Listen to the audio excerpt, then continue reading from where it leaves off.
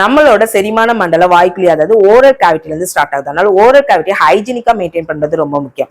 அளவுக்கு அதிகமா காரமா துரிதமா சூடான உணவுகளை எடுத்துக்கிறது, vitamin B12 zinc iron folate சத்துக்களோட குறைபாடு, இம்யூனிட்டி சிஸ்டம் வீக்கா இருக்கிறது, மன அழுத்தம், வயிற்றுப்புண், இரைப்பை அலர்ஜி இந்த மாதிரி காரணத்தினால நமக்கு வாயில புண்ணு வருது.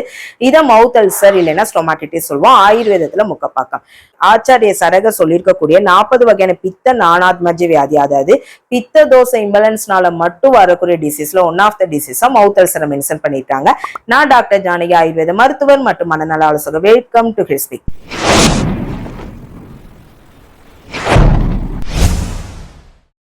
பிராக்டிஸ்ல காமனா 2 விதமான வாய்ப்புன்னு பார்க்கலாம். ஃபர்ஸ்ட் ஒன்னு aphthous ulcer which is also called as canker sore. Second ஒன்னு ஸ்கோல்டசோ.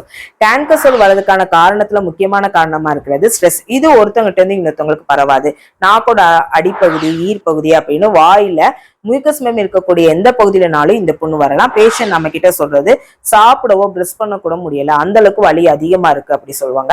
அதனால இந்த கண்டிஷனுக்கு நம்ம மெயினா பிரிஸ்கிரைப் பண்ணக்கூடிய மெடிசன் திக்த கஷாயம் மதுர ரசம் சீத்த வீரியமா இருக்கும். அதாவது கசப்பு துவர்ப்பு இனிப்பு டேஸ்ட் இருக்கக்கூடிய கோல்டு பொட்டன்சியோட இருக்கும். இந்த கண்டிஷனோட வரக்கூடிய பேஷண்ட் சொல்லக்கூடிய அனதர் மோஸ்ட் கம்ப்ளைண்ட் மனச்சிக்கல். அதுக்கு நம்ம மோஸ்ட் பிரிஸ்கிரைப் பண்ணக்கூடிய மெடிசன் அவிபத்தி சொன்ன. ஓகே, அனதர் ஒன்னு கோல்டுசோ. இது வரதுக்கான காரணம் வைரஸ்னால வரக்கூடிய நோய் தொற்று. அதனால ஒருத்தவங்கிட்ட இருந்து இன்னொருத்தவங்களுக்கு பரவும். உதட்டு பகுதி, வாயோட பார்டர் பகுதியில பிளிஸ்டர் மாதிரி வரும், பார்க்கறதுக்கு சிவப்பா வீங்கி இருக்கும். வலி, எரிச்சல் அதோட அசோசியேட்டடா, காய்ச்சல், நிணநீர் வீக்கம், ஈர்ப்பகுதி வீக்கம், ஊரலும் இருக்கும். மவுத் அல்சர் வந்த ஸ்டார்டிங்லேயே நம்ம நெய்யோ தேங்காய் எண்ணெயோ அப்ளை பண்ணலாம். தேங்காய் எண்ணெயோட மஞ்சள் கலந்து அப்ளை பண்ணலாம். கொய்யா இலையோட டெண்டர் லீஃப் எடுத்து மெல்லலாம். கடுக்காய், நெல்லிக்காய், தாண்டிக்காய் மிக்ஸ் ஆகிருக்கக்கூடிய திரிஃபுலா யூஸ் பண்ணலாம். அதிமதுரம் யூஸ் பண்ணலாம்.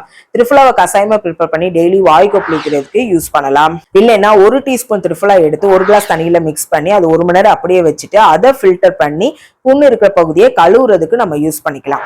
Vitamin B12 zinc iron folate சத்து நிறைந்த உணவுகளை எடுத்துக்கலாம். பித்த தோஷத்தை பேலன்ஸ் பண்ற மாதிரி ஃப்ளூயிட் ரிச் அதிகமா இருக்கக்கூடிய உணவுகளை எடுத்துக்கணும். பிளென்டி ஆஃப் வாட்டர் இன்டேக் பண்ணணும். அதுல மல்லி விதையோ ஜீரகமோ வெந்தயமோ கலந்து குடிக்கலாம். மணத்தக்காளி கீரையை வாரத்துக்கு ஒரு தடவை எடுத்துக்கலாம்.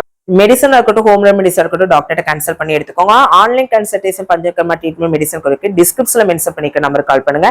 உங்களுக்கு தெரிஞ்சவங்க யாராச்சும் மவுத் அல்சர் அதாவது வாய்ப்புனால சஃபர் ஆயிட்டு இருக்காங்களா, அவங்களுக்கு இந்த வீடியோ மறக்காம ஷேர் பண்ணுங்க.